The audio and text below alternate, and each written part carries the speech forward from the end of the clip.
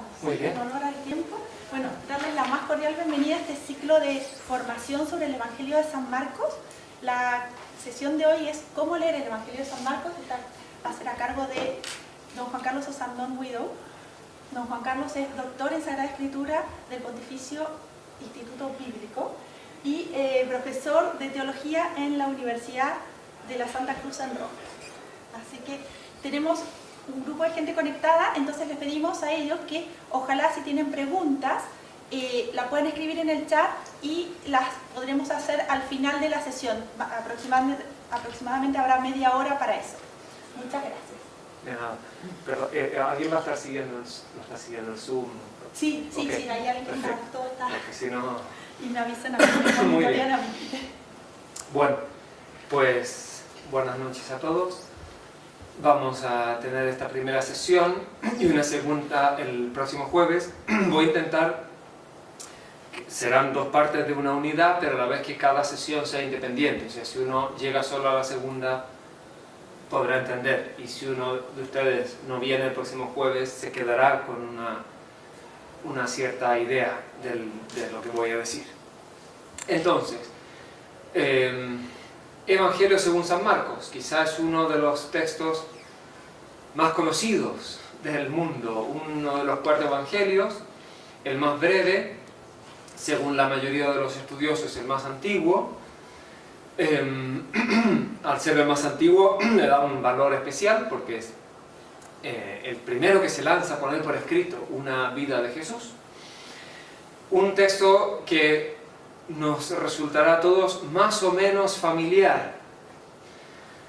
Lo habremos leído o al menos lo hemos escuchado si vamos a misa, si participamos en la liturgia, o también lo hemos conocido indirectamente por su recepción, por ejemplo, en obras de arte que representan milagros de Jesús, predicaciones de Jesús, o simplemente al ver una escena de la crucifixión, pues estamos viendo elementos que están en el Evangelio según San Marcos. Pero ahora queremos hacer un estudio más científico, más riguroso, y a la vez que nos sirva para nuestra vida práctica. Y en esto hago una introducción porque después vamos a leer varios textos del Evangelio, pero hago una introducción para que se entienda lo que vamos a hacer. La primera tendencia del estudio de este Evangelio es lo que se llama exégesis histórico-crítica o simplemente exégesis racionalista, que se desarrolló en el siglo XIX y primera mitad del siglo XX. Este estudio fue muy fecundo, o sea, aprendimos muchas cosas que antes no sabíamos, pero tenía una tendencia a fragmentar el texto. O sea, a empezar a estudiar cada unidad, cada perícopa es la palabra que suelen usar los técnicos, pero es una palabra ya un poco extraña, no está en nuestro lenguaje habitual, cada unidad literaria por sí misma. Esto tiene un nombre que se llama la Formgeschichte, la historia de las formas, años 20 y 30 del siglo XX, que era identificar las unidades mínimas y estudiarlas por separado, porque se pensaba que el Evangelio de Marcos y los otros también era una especie de aglomeración de pequeños relatos. Era kleine Literatur, decían los alemanes, o sea, literatura pequeña. El autor no era un verdadero autor, sino que era un compilador, uno que había puesto juntas estas pequeñas unidades en un orden más o menos arbitrario, un orden casual. Evidentemente Jesús muere al final del Evangelio, porque si muriera al principio no podría contar lo que sí. Pero la vida pública de Jesús, para entendernos, sería una acumulación, puesta una después de la otra de estas unidades. Esto prevalece hasta mitad del siglo XX. En realidad ya estaba esta idea en los padres de la Iglesia. Si ven lo que dice Papías sobre Marcos, dice que Marcos recogió las palabras del Señor en desorden, porque recogió la predicación de Pedro y la fue poniendo sin preocuparse de ordenarle. Después San Mateo la habría ordenado. Eso es una idea ya en el siglo II. Y por otro camino, los alemanes del siglo XX habían llegado más o menos a lo mismo, ¿no? Esto Evangelio es una compilación de unidades sin un orden, sin un plan, sin una línea. Sin embargo, no es así, y es lo que vamos a intentar mirar. O sea, el objetivo de estas clases, de esta sesión de hoy y de la próxima, es descubrir el hilo conductor del Evangelio. Descubrir que sí que hay un orden en las cosas que va diciendo y haciendo Jesús, que no da lo mismo que en un capítulo cura a un leproso y que en otro capítulo expulsa un espíritu inmundo, que en un momento está en Galilea y que en otro momento está en Jerusalén, que en un momento se transfigura delante de 3 de sus discípulos. No da lo mismo el momento y el lugar en que eso ocurre. Tiene una lógica, tiene un plan. Descubrir esto, que nos ha llevado un buen tiempo, es maravilloso, porque a la vez es muy simple. Es simplemente decir, el orden natural en que uno lee el Evangelio de Marcos es significativo. O sea que yo, como tarea para la casa, yo no les voy a decir, tienen que leerse unos artículos muy difíciles en inglés o en alemán o en italiano, no. Simplemente la idea es dar ahora claves de lectura para leer San Marcos del principio hasta el final. Que es el orden normal, o sea, bueno, es el orden normal, pero que pocas veces lo hacemos, porque ¿cómo nos llega el Evangelio de Marcos como los otros? Fragmentariamente en la liturgia. Si nuestro acceso a los Evangelios es por la lectura en la misa, pues no estamos leyendo completo el Evangelio del capítulo 1 al 16. Sí que hay momentos del año, perdón que estoy con la garganta un poco, pero sí que hay momentos del año en que se va leyendo de manera continua, en algunas semanas del tiempo ordinario. Pero yo no he conocido a nadie que se fije en eso y que esté atento y que me voy a fijar en qué leímos ayer y pues qué pasa hoy y qué va a pasar mañana. ¿Por qué? Porque aquí viene quizá el gran problema, que estamos ya acostumbrados, estamos muy familiarizados con este Evangelio, estamos con la idea de que ya lo conocemos, esto ya me lo sé, esta historia ya la conozco, esta película ya la vi, ¿no? Y por tanto no descubrimos o no nos dejamos sorprender o nos falta a veces abrir los ojos a la secuencia, a la trama, al hilo conductor. Y de eso se trata en esta sesión, de vamos a ir a algunos textos clave para ir mostrando cómo hay una progresión. Antes de leerlo, explico rapidísimamente algunos conceptos teóricos de lo que se llama el análisis narrativo. Análisis narrativo es lo que vamos a hacer ahora, o sea, un análisis de la narración, no es que sea una cosa complicadísima. Cualquier lector, cuando lee una novela o un libro histórico, un libro que sea narrativo, naturalmente lo entiende con unas categorías que después se han tematizado, que se han teorizado en los estudios literarios. O sea, los conceptos que voy a explicar ahora no son unos conceptos muy estrafalarios y muy artificiales, no, se trata simplemente de describir lo que sucede en cualquier narración. El primer concepto que hay que definir, o mínimamente definir, es justamente narración. Narración. Si yo, por ejemplo, aquí en esta clase les digo, hoy a mediodía almorcé con un amigo aquí en la universidad. Punto. En Chile hay gran preocupación por el plebiscito de la Constitución, que será el 4 de septiembre. Punto. Y después digo, mañana es probable que no llueva. Pues son 3 frases que no tienen nada que ver. Por tanto, no son una narración. Nadie diría, esto es una narración.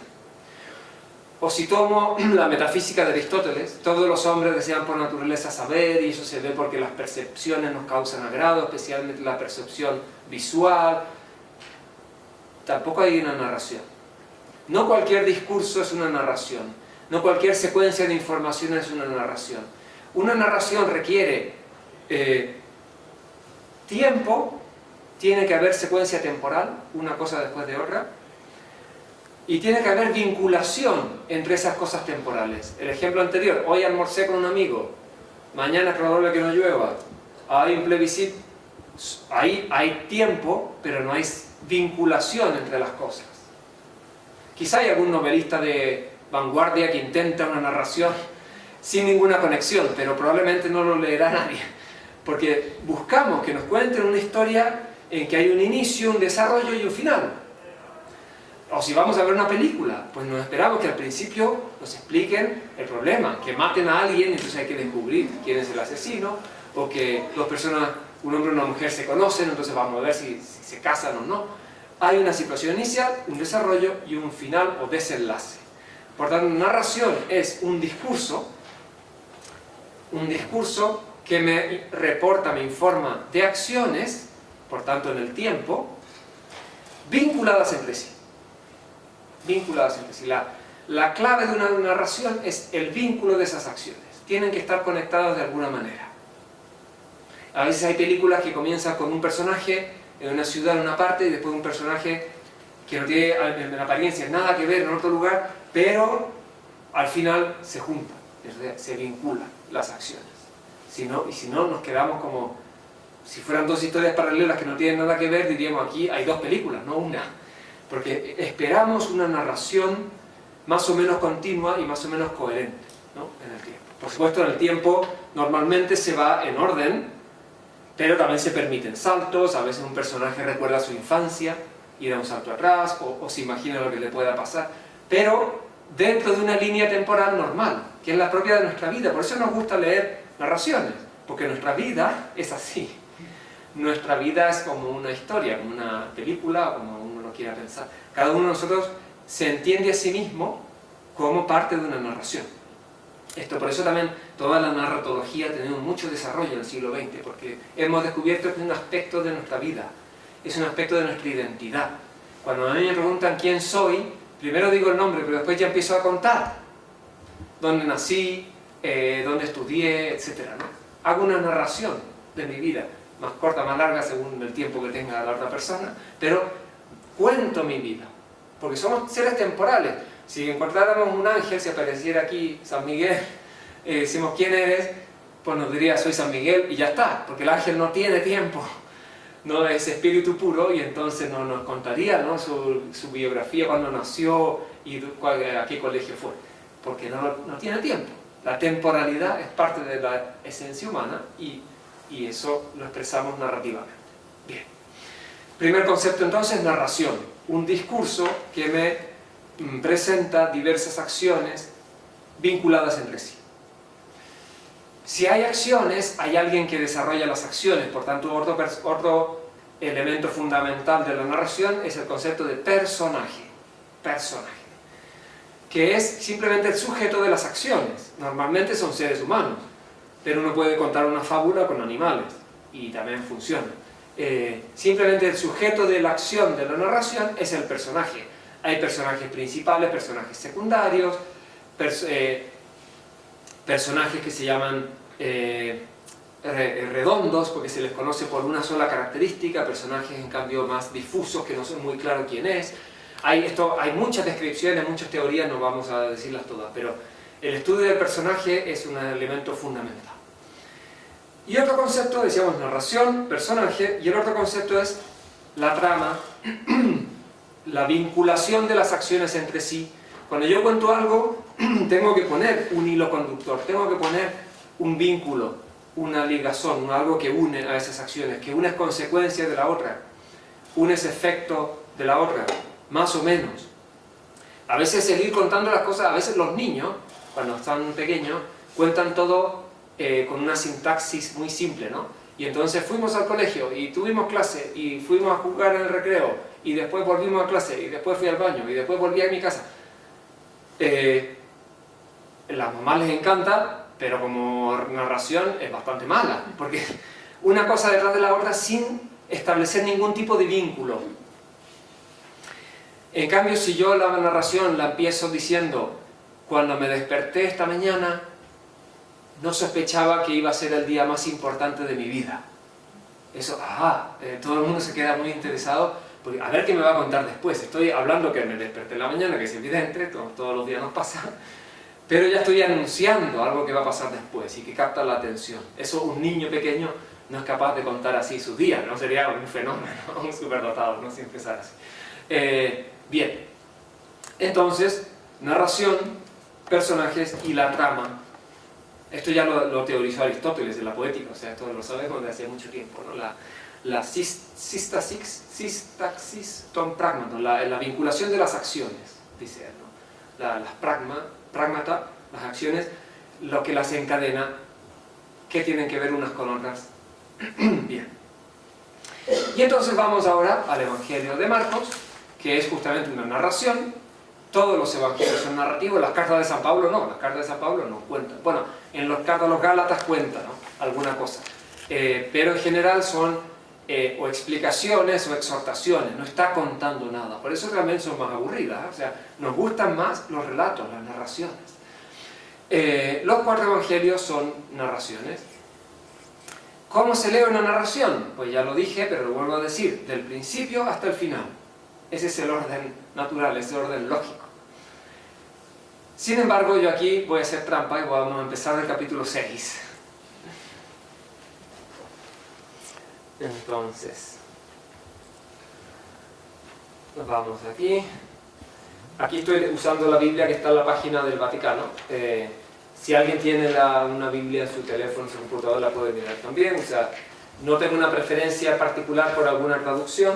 Todas me parecen, bueno, no todas, pero hay muchas traducciones buenas. Entonces, estamos en Galilea, en el lago de Genesaret. Y el Señor quiere retirarse a un lugar desierto para descansar un poco con sus discípulos, pero cuando llegan se encuentra una muchedumbre. El Señor dice, vio una gran muchedumbre, versículo 34 del capítulo 6, y se compadeció de ella, porque eran como ovejas sin pastor, y estuvo enseñándoles largo rato. Ya quizás nos esperamos lo que viene, que eso es parte del problema, que ya sabemos la historia.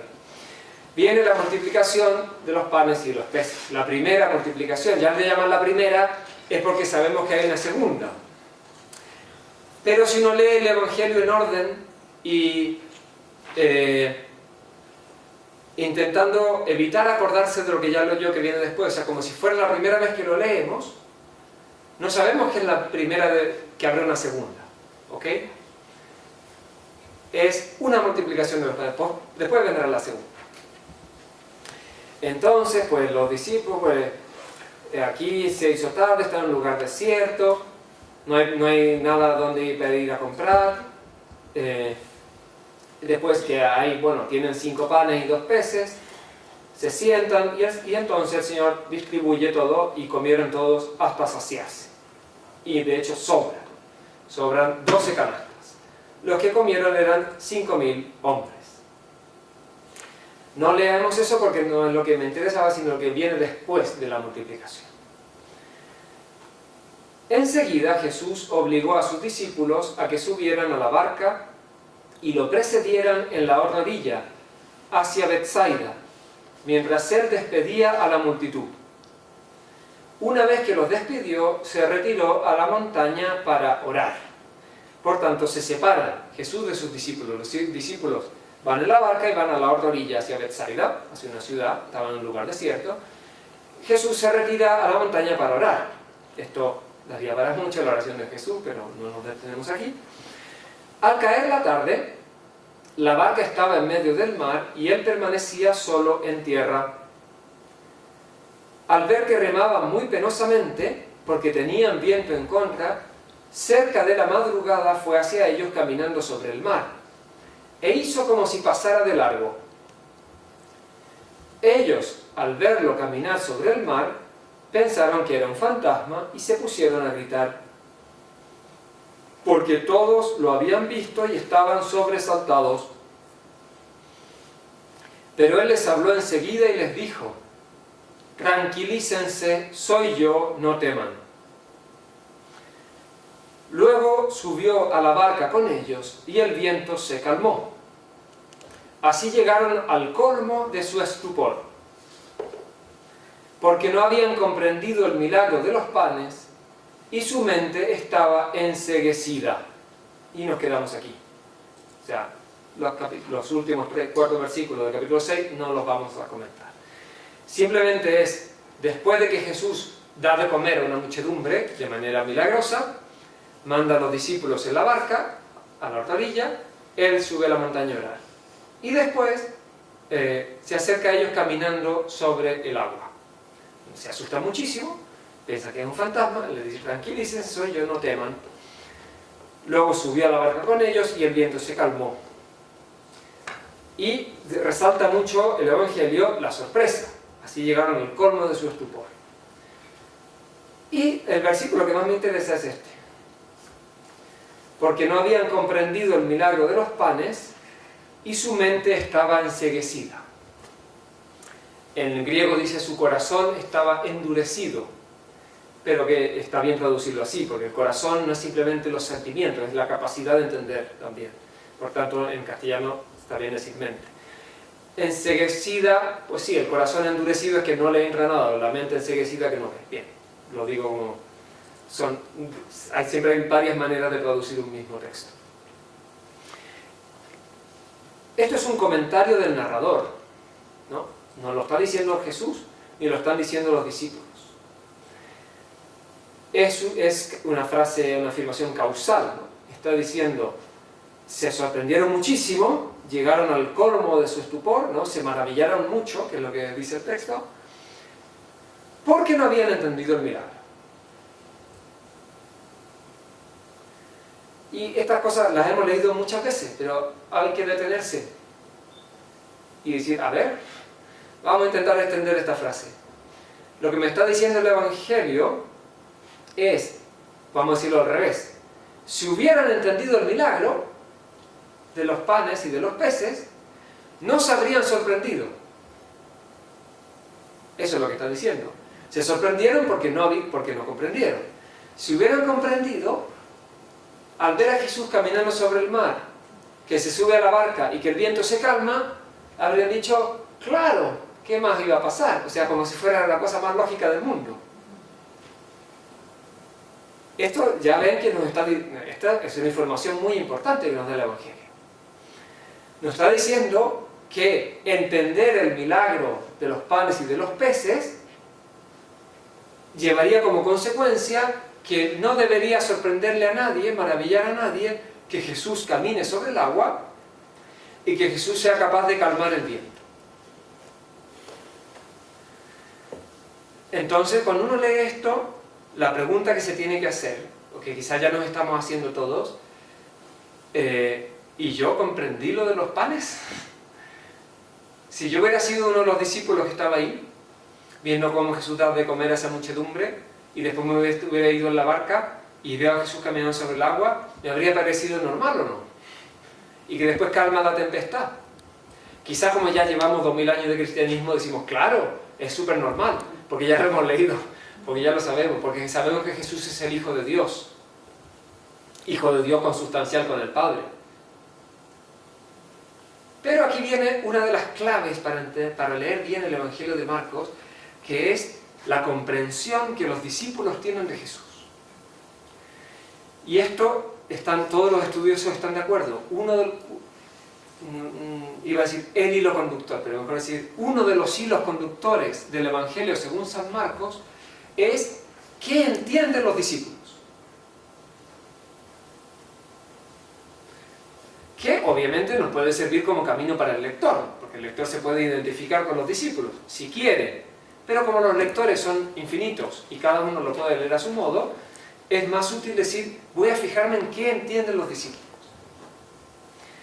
Y eso incluso sirve para rezar, también para meterse en las escenas, pero es también una manera rigurosa de leer el Evangelio. ¿Qué entienden los discípulos desde que están, o sea, de qué son testigos en primer lugar? ¿Qué han visto y qué han oído? Porque si nos vamos al inicio del Evangelio según San Marcos, el Evangelio empieza con un título que dice Argetu Evangeliu Jesu Christu Hiu Theu, o sea, comienzo de la buena noticia de Jesús, Mesías, Hijo de Dios. O sea, ya la primera frase, Marcos 1:1, ya nos dice quién es Jesús, Mesías e Hijo de Dios. Pero los discípulos no han leído ese título. Ese título es información solamente para el lector. No es una declaración interna a la narración. Técnicamente se diría, no es información intradiegética, o sea, interior a la diégesis, a la narración, sino extradiegética. O sea, que va dirigida solo al lector. Pero los personajes, Juan Bautista, San Pedro, la Virgen, no leen ese título. Eso es solo para el lector. A continuación viene en Marcos 1 una cita de Isaías y se habla de Juan Bautista y viene el bautismo de Jesús. Y en el bautismo hubo una voz del cielo que decía: este es mi Hijo amado en quien me he complacido. Pero de nuevo, ¿quién oye, quién escucha esa voz? No sabemos, suponemos que todos, pero ¿cuál de los discípulos está ya con Jesús en ese momento? No se dice nada. Los primeros discípulos aparecen unos versículos después. Pasando junto al mar de Galilea, vio a Simón y a Andrés su hermano, que echaban las redes, y los llamó. Digan, síganme y los haré pescadores de hombres. Y ellos, dejándolo todo, lo siguieron. Y más adelante, Santiago y Juan. Eso es Marcos 1:14, me parece, 1:15. ¿Qué saben Simón Pedro, Andrés, Santiago y Juan de Jesús? Uno podría pensar, no, seguramente que habían oído hablar de él, seguramente que quizás estaban en el bautismo y oyeron la voz del cielo. Ya, pero aquí también es fundamental, para que sea riguroso, atenernos sobriamente, exclusivamente a lo que nos dice el texto. Por tanto, aquí en Marcos 1, 14, 15, la primera vez que se habla de Pedro y de Andrés y de Santiago y Juan, quiere decir que ellos no saben nada. O al menos no se nos dice que supieran nada. Y entonces a partir de ahí es donde podemos empezar a seguir. ¿Qué saben ellos de Jesús? ¿Qué comprenden de Jesús? Y empezamos a seguir a Jesús con los ojos de los discípulos. ¿Qué ven? ¿Qué oyen? ¿No? ¿Qué predicación les llega? No han estado en el bautismo. O no se dice que hayan estado. Podrían haber estado. Pero si seguimos las indicaciones que nos da el relato, ellos aparecen después. Por tanto, se han perdido las declaraciones más explícitas y más fuertes sobre la identidad de Jesús. El título, Mesías, Hijo de Dios, la voz del cielo, la voz del Padre que dice: este es mi Hijo amado. Y esto ya nos da una luz enorme, porque a veces estamos siempre pensando que apenas lo vieron ya sabían que era el Mesías y el Hijo de Dios, y el Hijo de David, y el Salvador del mundo, y el profeta que tenía que venir. Y en realidad no. Lo lógico es pensar que no. Que lo ven como un maestro, como un predicador, como un rabino, quizá como un profeta, y poco a poco van entendiendo quién es Jesús. Y eso es una línea, es un hilo conductor de todo el Evangelio, que a veces lo dice explícitamente, porque aquí es una frase explícita de la no comprensión. No habían entendido el milagro. Si lo hubieran entendido, no se habrían sorprendido de que Jesús caminara sobre el agua y calmar la tempestad. Esto también, vamos a ir ahora al capítulo 8, pero esto no hago todavía una explicación del capítulo 6. Aquí también hay un salto cultural. Lo que voy a decir ahora es más bien de contexto, no de análisis narrativo. Para nosotros, que Jesús sane un leproso, expulse un espíritu inmundo, calme una tempestad, camine sobre el agua o levante un paralítico, cure un paralítico, son todos milagros más o menos parecidos. También porque estamos acostumbrados. Y nos parece, bueno, si Jesús era Dios, pues podía hacer todo. Pero si uno va al contexto cultural del momento, no eran iguales estos milagros. Y concretamente, el poder sobre las aguas del mar y sobre la tempestad está muy por encima de la curación de una enfermedad. En el mundo antiguo, en el mundo de Israel. Porque para ellos, las aguas del mar eran lo más alejado de Dios. Eran el ámbito del caos, de la oscuridad, de la muerte. en las ideas quizá más primitivas era donde Dios no llega. Si piensan en el libro de Jonás, el profeta Jonás, él para escapar de Dios sale de su tierra y toma un barco, pensando que el Dios de Israel se limita geográficamente a Israel.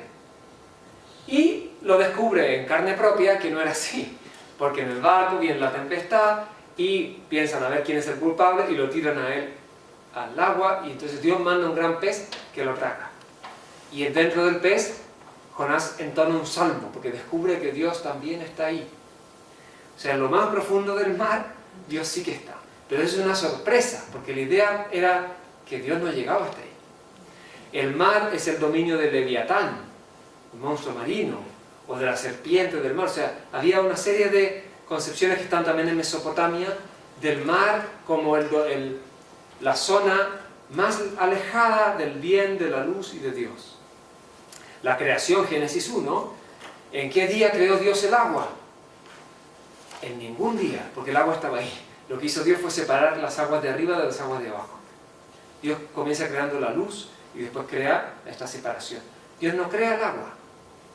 Si leen el texto, Dios no dijo, haya agua. No lo dice nunca. El agua estaba ahí. Porque es la manera en que se lo imaginaban. El caos, la oscuridad, nosotros decimos, no había nada, ¿no? Pero la nada es un concepto muy abstracto, muy difícil para la antigüedad. Ellos piensan que la tierra era caos y oscuridad y vacío, y que el Espíritu se cernía sobre las aguas, o sea, había agua. Bien, por tanto, que Jesús camine sobre el agua y que calme la tempestad es un milagro mucho más fuerte que el curar a un leproso o sanar a un paralítico. Bien. Y entonces vamos a el capítulo 8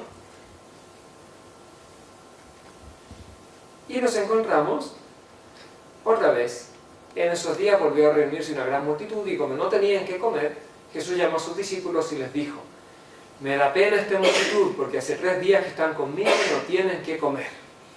Y sigue el relato con la, ahora sí podemos decir, segunda multiplicación de los panes y de los peces. Muy semejante a la anterior, aunque tiene algún detalle distinto. Por ejemplo, algunos han venido de lejos. La anterior no se decía eso. Los que vienen de lejos, en muchos textos se refieren a los paganos. Algunos piensan que aquí entonces están presentes algunos paganos, algunos gentiles. Y además cambian los números, no son 5 panes y 2 peces, sino son 7 panes y después unos cuantos pescados, y las canastas que sobran son 7, no son 12. Aquí la historia nos ha ofrecido millones de interpretaciones de estos números y ninguna se ha impuesto, no está muy claro si tienen algún tipo de simbolismo estos números. Entonces, ¿qué pasa después? Jesús despide a la gente y esta vez sube a la barca con los discípulos, no se va a rezar a la montaña, sino que sube a la barca con los discípulos y fue a la región de Dalmanuta. Entonces llegaron los fariseos que comenzaron a discutir con él y para ponerlo a prueba le pedían un signo del cielo. Jesús, suspirando profundamente, dijo: ¿por qué esta generación pide un signo? Les aseguro que no se les dará ningún signo. Aquí uno pide, pero no habla aquí de Jonás, ningún signo más. Eso es Mateo o Lucas. San Marcos dice simplemente: no se les dará ningún signo. Y dejándolos, volvió a embarcarse hacia la otra orilla. Y ahora viene lo que más me interesa. Versículo 14 del capítulo 8. Los discípulos se habían olvidado de llevar pan y no tenían más que un pan en la barca, una marraqueta. Jesús les hacía esta recomendación: estén atentos, cuídense de la levadura de los fariseos y de la levadura de Herodes. De los fariseos son los mismos que le acaban de pedir un signo. ¿Se fijan? Y aquí añade también Herodes, que había sido mencionado en el capítulo 6. También esto, como estamos saltando, pero es siempre importante preguntarse: ¿este personaje primera vez que aparece o ha salido antes? Y entonces, con lo de la levadura, los discípulos se asustan y dicen, ellos discutían entre sí porque no habían traído pan. Piensan que Jesús está hablando de levadura, porque nos dice eso, porque no se nos olvidó el pan. Jesús se dio cuenta y les dijo, ¿a qué viene esa discusión porque no tienen pan? ¿Todavía no comprenden ni entienden? Ustedes tienen la mente enceguecida. Tienen ojos y no ven, oídos y no oyen. ¿No recuerdan cuántas canastas llenas de sobras recogieron cuando repartí 5 panes entre 5,000 personas? Ellos respondieron 12, o sea, se acordaban bien del número. Y cuando repartí 7 panes entre 4,000 personas, ¿cuántas canastas llenas de trozos recogieron? Ellos le respondieron 7. Entonces Jesús les dijo, ¿todavía no comprenden? Y lo que sigue es sorprendente. Cuando llegaron a Betsabé, o sea, viene otra escena. Aquí hay un diálogo entre Jesús y los discípulos en la barca que acaba con una pregunta y que uno podría decir, ¿todavía no comprenden qué? Pero leímos ya antes este tema en el capítulo 6, los discípulos se sorprendieron mucho porque no habían entendido lo de los panes. Su mente estaba enceguecida, ¿no? Su corazón estaba endurecido. Esto ahora como que se hace doble clic en eso y aparece esta misma incomprensión de los discípulos, pero mucho más subrayada, porque ya no es un comentario del narrador, sino que es Jesús el protagonista del relato. Y además nos dice, todavía no entienden. No, esto es una bronca, ¿no? Como se diría en España, larga, ¿no? O sea, en que Jesús insiste y dice, todavía no comprenden ni entienden, tienen la mente enceguecida, tienen ojos y no ven, oídos y no oyen. O sea, aquí Jesús se enoja, está molesto. Se fijan, hilo conductor, estaba ya en el capítulo 6, ahora en el capítulo 8, mucho más fuerte. Se enoja porque no entienden. Porque él está hablando de la levadura de los fariseos y de la levadura de Herodes, y ellos estaban pensando en el pan. Están preocupados que no tienen pan en la barca, cuando acaban de ver que Jesús es capaz de multiplicar unos pocos panes a miles de personas. Aquí uno ya, quizá uno dice, yo no habría sido tan tonto como los discípulos. Porque efectivamente han visto 2 veces que Jesús es capaz de dar de comer a una muchedumbre, pues no deberían preocuparse. Pero también esto es muy humano. Se nos olvida a veces lo que hace el Señor y nos preocupa que nos falta el pan hoy, ¿no? Bien. Además tienen ojos y no ven, oídos y no oyen. Aquí hay muchas referencias también al Antiguo Testamento, a Ezequiel, a Isaías. Esto está también en las parábolas de Jesús, ¿por qué habla en parábola? Para que viendo no entiendan, que también es el tema de la comprensión. ¿Por qué Jesús habla en parábolas? Para que no lo entiendan. Es lo que dice el Evangelio, que es muy sorprendente, es muy paradójico. Y ya hay que saber explicar, para que no entiendan tan fácilmente, para que el que no está bien dispuesto, no tiene buena tierra, la semilla no va a dar fruto. Si hay buena semilla, sí va a dar fruto. O sea, sí que Jesús quiere que lo entiendan. Pero quiere evitar simplificaciones, quiere evitar deformaciones. Esto ya está en el capítulo 4, las parábolas. ¿Por qué hablas en parábolas? Para que viendo no vean, para que oyendo no escuchen. Bien. Vamos a ver.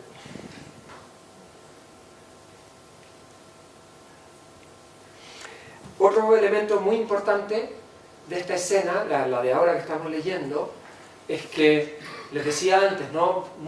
Por mucho tiempo se vio a los evangelios como una sucesión, una secuencia arbitraria de unidades, ¿no? De perícopas.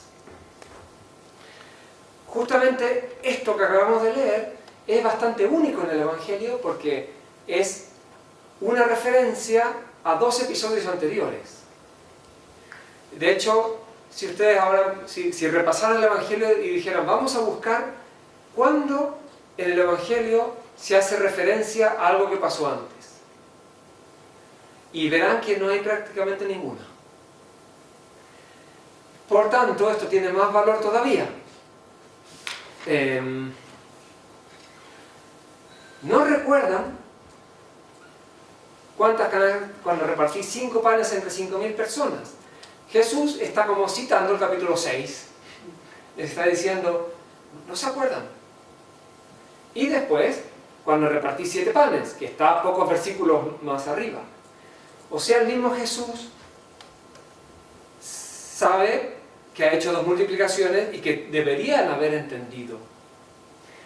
De alguna manera nos está diciendo que Jesús tiene un plan, tiene una pedagogía, y se espera que ya deberían haber entendido. Aquí otro pequeño paréntesis. En el estudio de los evangelios, lo que predominaba hasta la mitad del siglo XX, se hablaba mucho, a ver, voy a quitar también esto porque creo que ayuda a despejarse. Si uno lee un comentario de un evangelio de los años 50, 60, incluso 70, está continuamente el comentarista diciendo, este versículo es material tradicional y este versículo es redaccional. No sé si se han topado con esto, quizá no, pero era muy común, porque estaba la idea de que el evangelista, por una parte, había recibido un material de la tradición. Esto se llamaba material tradicional, y él pues copiaba y pegaba.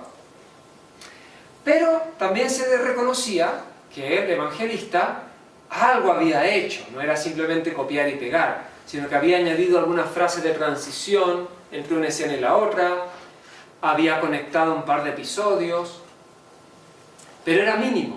O sea, lo que se reconocía como redaccional de los evangelios era mínimo, se pensaba que eran simplemente compiladores de material tradicional, por eso que se daba tanta importancia a las fuentes, ¿no? ¿Qué fuentes había usado Marcos? ¿Qué fuentes había usado Mateo? ¿Qué fuentes tenía a su disposición Lucas? Con el cambio también de mentalidad, o sea, todo este análisis narrativo del que estoy hablando no es simplemente una nueva técnica, es también una nueva manera de ver los textos, en que se reconoce, se le da mucho más peso a la creatividad del autor. Si uno de ustedes decide escribir un libro, cosa que podría pasar, una novela o una biografía o una historia, evidentemente tendrá que recopilar información, documentos, entrevistar a personas, pero una vez que recopila la información, es el autor el que escribe la narración. Y aunque el 99% del material incluido en el libro sea información recibida de fuera, el resultado final es 100% del autor. El autor es el responsable del conjunto, es el que compuso esos materiales precedentes, porque el autor, a veces lo llamamos creador, pero creador solo es Dios, o sea, solo Dios crea propiamente. Todos los autores, el poeta, el artista, el pintor, el escultor, todos, lo que hacen es transformar un material precedente. También el escritor, también los evangelistas. Entonces, San Marcos habría tenido a su disposición la predicación de San Pedro, que es lo más probable, otras fuentes que le contarían, otros relatos, etc. Respetaría mucho ese material, pero es él el que lo ordena. Es él, además, el que lo adapta, el que puede cambiar una frase por aquí, otra por allá. Por tanto, todo el Evangelio tenemos que tomarlo como obra de un autor inteligente. Y eso hace leer el texto como lo estamos intentando leer aquí, buscando la línea, el hilo conductor. Vamos a ver otra cosa muy muy bonita, que es el tema del pan. Hemos visto 2 multiplicaciones y después de las multiplicaciones se resalta 2 veces también la incomprensión de los discípulos. La primera vez suavemente, la segunda vez con gran violencia. Entonces, los estudiosos han reconocido aquí, entre la primera y la segunda multiplicación, lo que se llama la sección o la parte de los panes. Porque del capítulo 6 al capítulo 8 se habla varias veces de pan. Eso también es un vínculo en este caso temático. Hay una palabra y que se repite y el tema de comer se repite. Habíamos leído ya al final del capítulo 6, nos saltamos unos versículos, pero no son especialmente importantes. Si vemos ahora el capítulo 7, dice, los fariseos con algunos escribas llegados de Jerusalén se acercaron a Jesús y vieron que algunos de sus discípulos comían con las manos impuras, es decir, sin lavar. No dice pan, bueno, aquí tendría que mirar el texto griego porque yo creo que sí dice pan. O en algún momento lo dice. Pero está el tema de comer. Es una discusión sobre la pureza, pero está el tema de comer. Antes ha dado de comer a una muchedumbre, panes y peces. Bien, no vamos a leer todo esto, pero es una controversia que gira en torno a lavarse o no las manos para comer. Después Jesús llama a la gente e insiste, ¿no? Sobre que lo que es impuro es lo que sale de dentro del hombre y no lo que viene desde fuera, ¿no? Después Jesús o sea, es largo esto, ¿no? Porque después los discípulos le preguntan en la casa el sentido de esta parábola. Okay. Después, vamos al siguiente episodio. Después Jesús partió de allí y fue a la región de Tiro. Entró en una casa y no quiso que nadie lo supiera, pero no pudo permanecer oculto.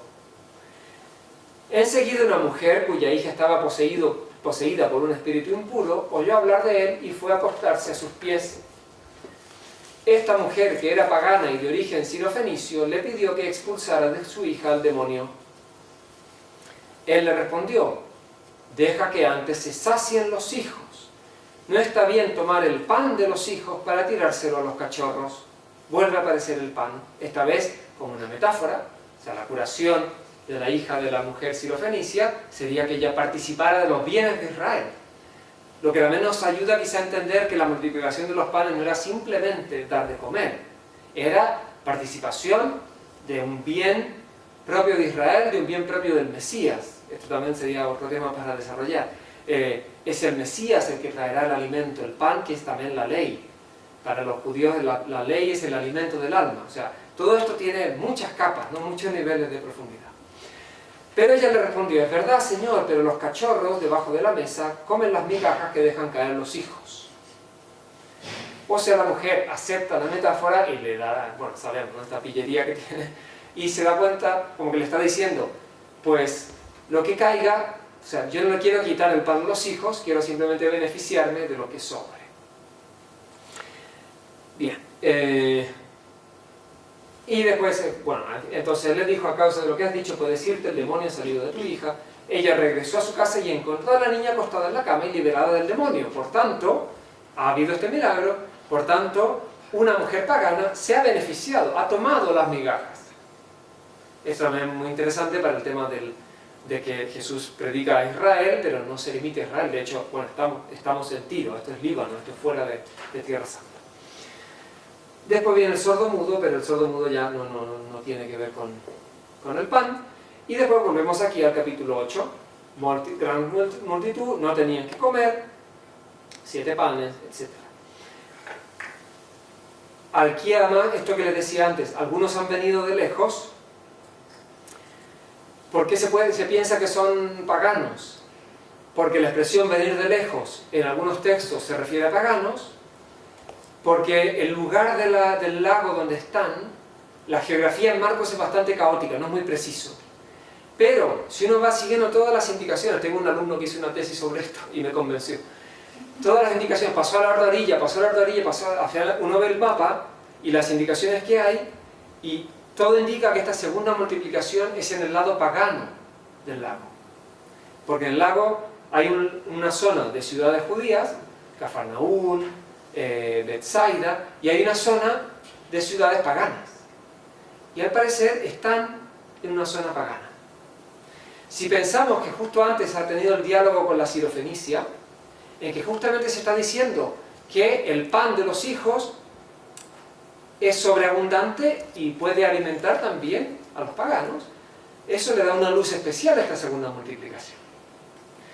Si tomamos a Marcos como un autor inteligente, responsable de su texto, parece que nos ha dejado estas señales. Hace 50 años se decía que este era un doppione, se dice en italiano, no sé cómo se dice en castellano, un doppion, un doblaje, o sea, la misma historia contada 2 veces. Se pensaba que Marcos era tan torpe que no se había dado cuenta que en el material tradicional que tenía, él vio que los números no coincidían, 7 peces, 5 peces, las 12 canastos, las 7 canastos, entonces pensó que eran 2 milagros. Cuando en realidad tiene que haber sido uno solo. Eso es la lógica, ¿no? Entonces, como Marcos era un mero compilador y puso todas las cosas que recibió. Con el cambio de paradigma, pensando que Marcos es un autor inteligente, ahora nos preguntamos, ¿por qué hay 2 milagros? ¿Qué diferencia hay entre los 2 milagros? ¿Qué significa cada uno de los milagros? Y se le saca mucho más partido al Evangelio, a cualquier texto.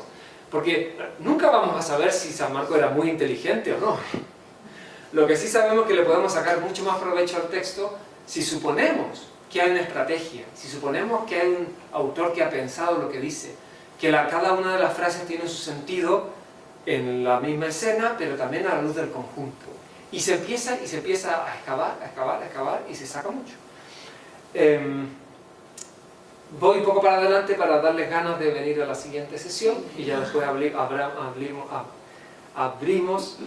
a las preguntas. Todavía no comprendo, nos habíamos quedado aquí. Y entonces viene el ciego de Betsaida. Capítulo 8, versículo 22. Cuando llegaron a Betsaida, le trajeron a un ciego y le rogaban que lo tocara. Él tomó al ciego, esto lo puedo mover, bueno, lo cambio ahí. Él tomó al ciego de la mano y lo condujo a las afueras del pueblo. Después de ponerle saliva en los ojos e imponerle las manos, Jesús le preguntó, ¿ves algo? El ciego, que comenzaba a ver, le respondió, veo hombres como si fueran árboles que caminan. Jesús le puso nuevamente las manos sobre los ojos y el hombre recuperó la vista. Así quedó curado y veía todo con claridad. Jesús lo mandó a su casa diciéndole, ni siquiera entres en el pueblo. Es una curación muy particular, porque sucede en 2 fases. ¿Por qué Jesús cura como que si le hubiera costado, como si... Además es un ciego totalmente pasivo. Le trajeron un ciego y le rogaban que lo tocara. El ciego no dice nada. Se deja simplemente tocar. Se deja llevar de la mano a las afueras del pueblo. Se deja que le pongan saliva. ¿Ves algo? Pues como árboles que caminan, ¿no? Se ve confusamente. En un segundo momento ve todo con claridad. Pues de nuevo, si pensamos que Marcos simplemente ha puesto una detrás de otra estas historias, decimos, pues es una historia más, es una curación más. Pero si seguimos leyendo, le podremos encontrar otro sentido. Jesús salió con sus discípulos hacia los poblados de Cesarea de Filipo y en el camino les preguntó, ¿quién dice la gente que soy yo? Y ellos le respondieron, algunos dicen que eres Juan el Bautista, otros Elías y otros alguno de los profetas. Aquí hay un problema, porque aquí hay un problema con la versión online. Porque lo que dice, ¿y ustedes quién dicen que soy yo? Aquí falta texto. Simón Pedro respondió, tú eres el Mesías. Jesús les ordenó terminantemente que no dijeran nada acerca de él. ¿Ven alguna semejanza entre la confesión de Pedro y el milagro del ciego?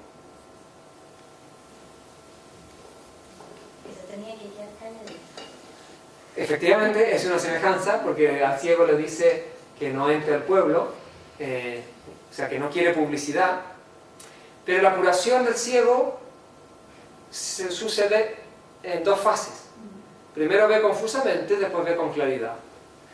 La confesión, la escena de la confesión es una pregunta, ¿quién dice la gente? Y una respuesta, que podríamos decir, es ver los hombres como árboles que caminan.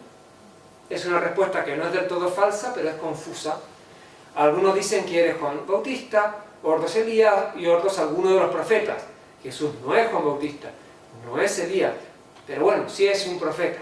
Algo han captado. ¿Y ustedes quién dicen que soy yo? Es una pena que esté mal esto, la versión de la página web del Vaticano. Simón Pedro dice, tú eres el Mesías. Por tanto, parece que Simón Pedro correspondería ya al ciego que ve todo claramente. Parece porque ya veremos la próxima semana que no es tan claro, que ha dicho bien la respuesta, pero después Pedro rechaza la cruz. Y esto es el inicio de la segunda parte del Evangelio de Marcos. Aquí todos los estudiosos están de acuerdo. La confesión de Pedro es como la conclusión de la primera parte y el inicio de la segunda. Y tal es así que es como difícil poner la separación, porque es al mismo tiempo conclusión de una parte y inicio de otra. Porque es a ver qué han entendido hasta el momento, y entonces, han captado que soy el Mesías, pero entonces Jesús inmediatamente anuncia la cruz, por primera vez. Eso es otra cosa que hay que dejarse sorprender. Pedro, Santiago, Juan, Andrés han visto a Jesús discutir con los fariseos, han visto que hace milagros, que calma la tempestad, pero ni se sueñan que lo van a clavar en una cruz. Nosotros estamos tan acostumbrados que ya sabemos que termina así, pero ellos no, y por eso repito, es muy útil, es muy sugerente también ir siguiendo qué ven ellos, qué oyen ellos, qué entienden ellos. Claramente cuando Jesús empieza a enseñarles que el Hijo del Hombre debía sufrir, Pedro lo reprende. No puede ser. Por tanto, lo ha confesado como Mesías. Parece que ve claramente como el ciego, pero no. Le falta mucho.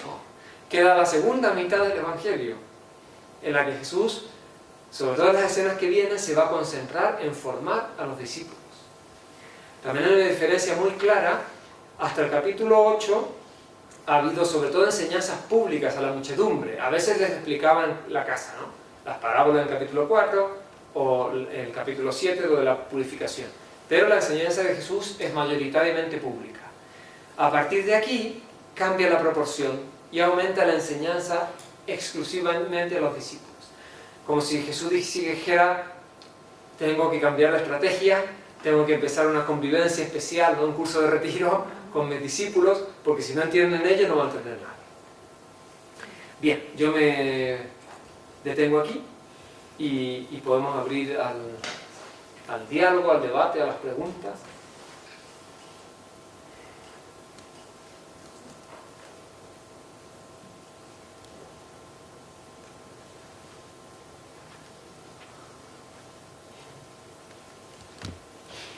Yo llegué un poco tarde, entonces estoy un poco inhibida, pero no sé si ustedes lo han explicado al principio, de qué época, respecto a los demás evangelios, es el de Marcos. ¿De qué época es Marcos? Se considera casi unánimemente que es el más antiguo. Y se suele decir que es del año 60, más o menos. Pero esto, así como de algunas cartas de San Pablo se dice, este es del año 58, porque hay una referencia al procónsul de Acaya. En Marcos y en ninguno de los evangelios hay una clave tan unívoca para datarlos. Entonces, sí, 60, podría ser antes, podría ser después. Sí.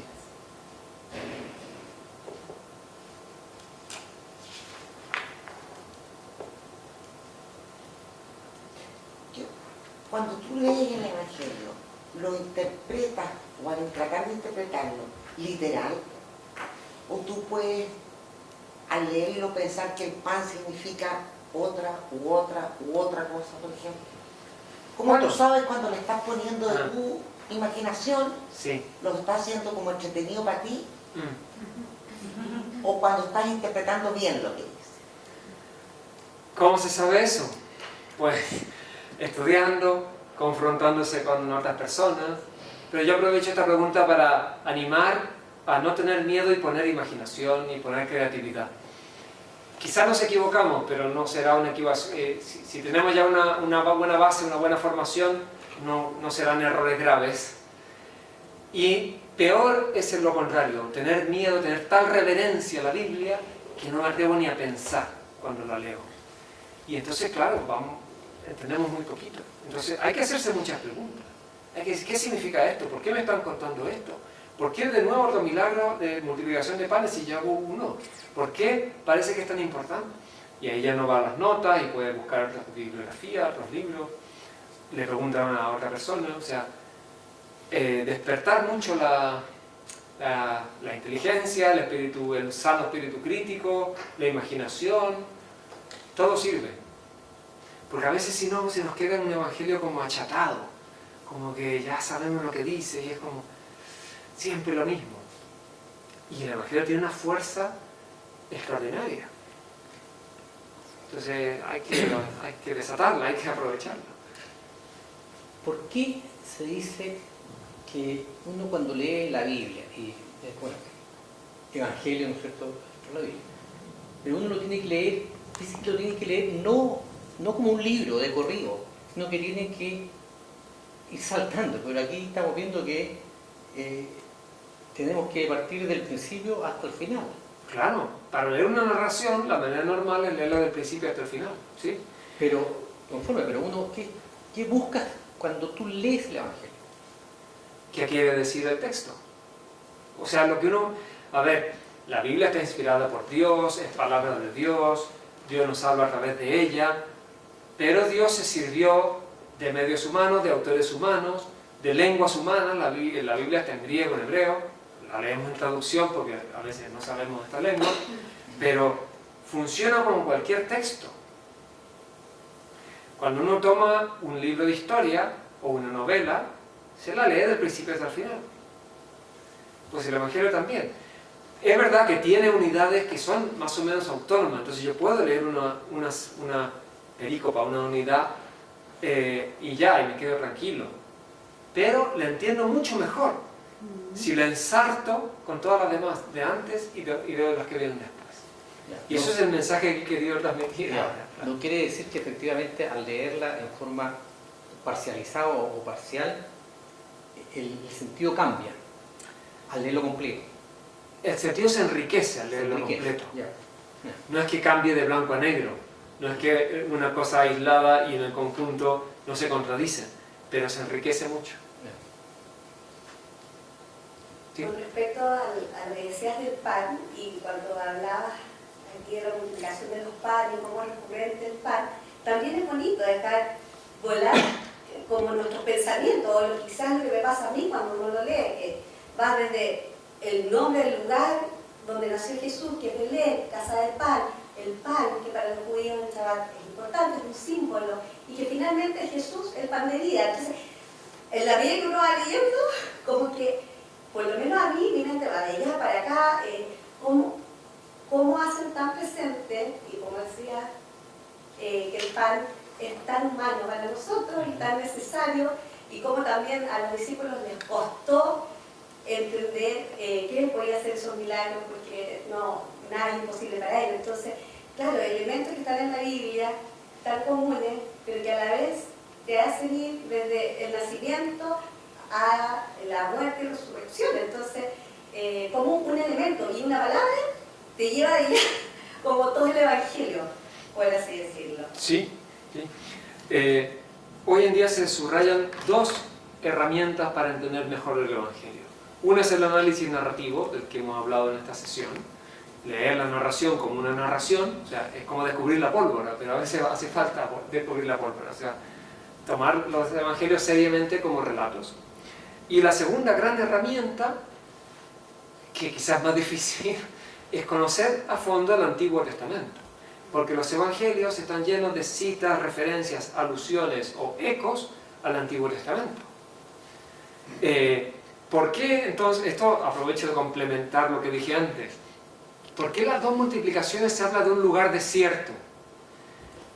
Porque no hay tiendas, no podían ir a la panadería, efectivamente tienen su explicación práctica.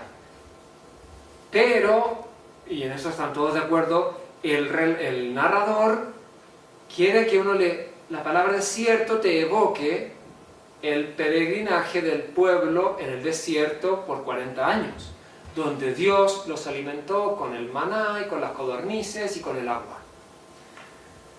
Y eso está, por la mención del desierto, por otros aspectos, porque el hecho de dar de comer a una muchedumbre lleva a pensar en qué relatos podían conocer ellos que les sonara, ¿no? Pues los relatos del Éxodo y de Números, cómo Dios alimenta al pueblo. Y por eso estos milagros son también especiales. ¿Por qué? Aquí podemos volver al capítulo 6, o al 8 en realidad. O sea, ¿por qué Jesús insiste tanto? Jesús no les dice, ¿cómo no comprenden si ya vieron que curé a un leproso, ya vi que expulsé a un espíritu inmundo? No. Jesús los milagros que les recuerda son las multiplicaciones de los panes y de los peces.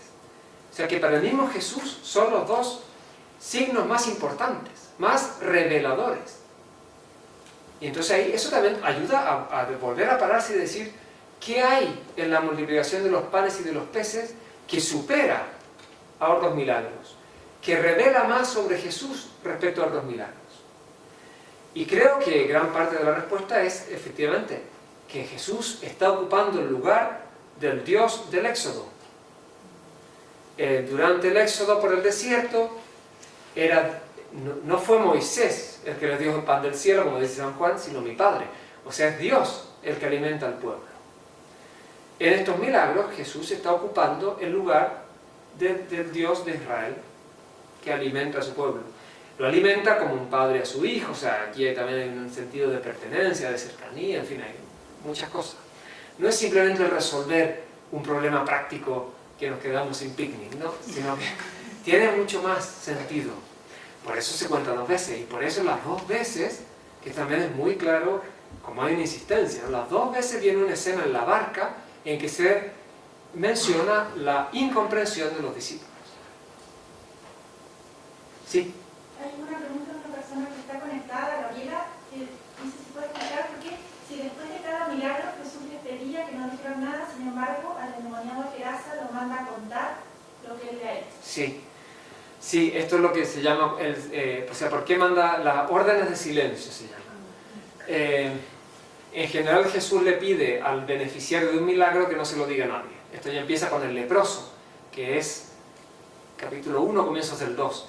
Le mandó que no le dijera nada a nadie, pero el leproso se puso a difundirlo, o sea que son órdenes no cumplidas. Efectivamente, la excepción es en el capítulo 5, el endemoniado de Gerasa, del que Jesús expulsa una legión de demonios, no uno solo, sino muchísimos. Bien, y después nos ha aparecido aquí con que al ciego de Betsaida le dice que no entra al pueblo, se lo lleva fuera del pueblo, o sea, para que sea más discreto, y después de nuevo, aquí, Jesús les ordenó terminantemente que no dijeran nada acerca de él. Bueno, esto se discute mucho, ¿eh? Es un tema muy conocido del Evangelio de Marcos, la orden de silencio. La explicación más fácil, y que creo que sí funciona, es Jesús tiene miedo de que deformen su identidad, que lo entiendan demasiado rápidamente como un mesías político, como uno que va a organizar una revolución contra los romanos. Por eso al endemoniado de Gerasa no le dice nada, porque el endemoniado de Gerasa está fuera de Israel. Esto es zona de paganos, ahí había una piara de cerdos, lo que nos indica claramente que no son judíos que no comían, ni tampoco tenían cerdos, chanchos, ¿no? Entonces, bueno, pues si él está fuera, ahí a Jesús no le importa que hablen de él. En Israel sí quiere como si quisiera mantener bajo control la fama que tiene. Esto alguna vez me repasé todas las escenas y con esta explicación se explican casi todos los casos. Había alguno que no terminaba de cuadrar con esta explicación, pero ahora mismo no recuerdo cuál era. Pero por ahí va la respuesta. ¿Sí? Juan Carlos, esta fuerza evangélica que usted decía que tiene los evangelios para despertar en nosotros cuestionamientos, también yo pensaba que de alguna forma nosotros conocemos toda la historia, como que tenemos todos los relatos, todos los otros evangelios, y eso permite de alguna manera salvaguardar una correcta interpretación, porque hay coherencia entre ellos, y eso de alguna manera nos resguarda de no sé, que a cada uno le diga, o sea, las palabras son distintas, lo que puede despertar en cada uno depende también de mucho de las propias historias, de la propia relación que uno tiene con Dios, y en ese sentido queda resguardado porque tenemos todo este material muchas veces interpretado y a disposición. Sí, sí, por supuesto. Nos ayudan mucho los otros evangelios. A la vez, yo recomiendo, si leemos San Marcos, entender San Marcos a la luz de San Marcos. Porque así es donde descubrimos toda esa potencialidad que está en Marcos. Antes, por ejemplo, salía Jesús nació en Belén. ¿Quién dice que Jesús nació en Belén? San Mateo, San Lucas. Y hay una referencia en San Juan que es un poco curiosa, o sea que se puede entender de distintas maneras. San Marcos no dice dónde nació Jesús. Por tanto, yo no puedo aplicar al Evangelio de Marcos la información que sé por otros textos que, bueno, sí que la puedo aplicar, pero si quiero hacer el análisis narrativo que les estoy transmitiendo, tengo que intentar olvidarme de todo el resto del mundo, que es una operación falsa, es imposible, ¿no? Pero es una especie de instrumento para aprovechar bien a Marcos. Y entonces leo a Marcos a la luz de Marcos. Por ejemplo, antes les dije, en el bautismo no estaban los discípulos. Pero no podría decir, nada, pero si veo San Juan, el Evangelio según San Juan, me cuenta que Juan Bautista estaban ahí Andrés y otro discípulo que pasan de Juan Bautista a Jesús y después Andrés llama así. O sea, la llamada de los primeros discípulos no es en Galilea, en el lago de Genesaret, sino que es junto al río Jordán. Eso ya nos pone un problema histórico. ¿Quién tiene razón? ¿Cómo fue? Pero no es la pregunta que me interesa a mí ahora. Es sino, voy a entender a Marcos según Marcos, y por tanto Pedro, Andrés, Santiago y Juan empiezan a seguir a Jesús después del bautismo, en Galilea, junto al lago de Genesaret.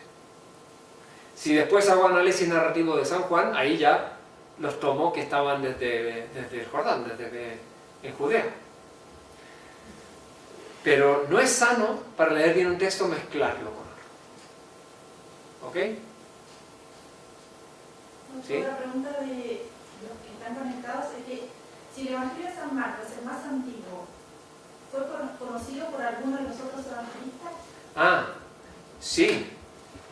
Bueno, los que están online no escuchan las preguntas, ¿no? Entonces repito la pregunta. Sí, por favor. Bien, si el Evangelio de Marcos, el más antiguo, fue conocido por los otros evangelistas, la respuesta es sí.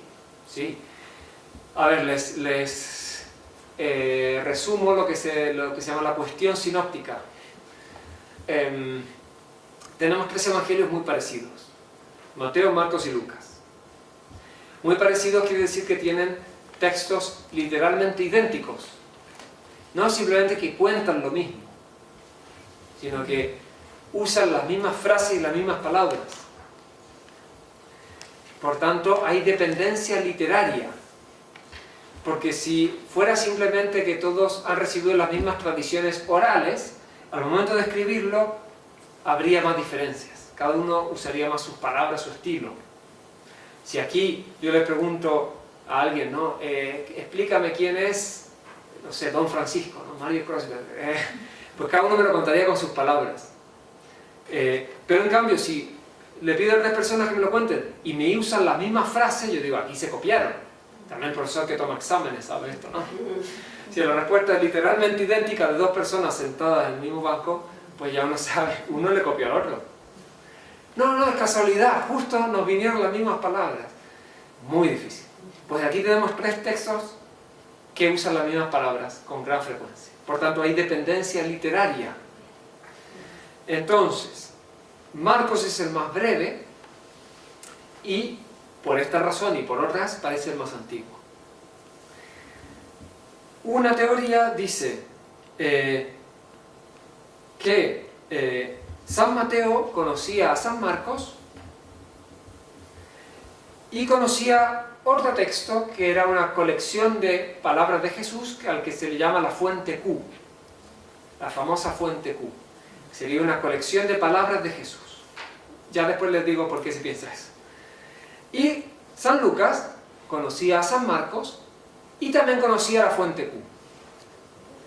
¿Por qué? Porque hay mucho material común entre Mateo y Lucas. Por tanto, o Mateo le copió a Lucas, o Lucas le copió a Mateo, o los dos copiaron de la misma fuente.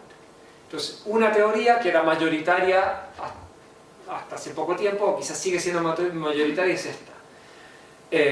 Mateo usó a Marcos y la fuente Q. Lucas usó a Marcos y la fuente Q. O sea, Mateo y Lucas no se conocieron directamente. ¿Por qué? Porque si Lucas conoció a Mateo, ¿por qué dejó de lado tanto material que estaba en Mateo?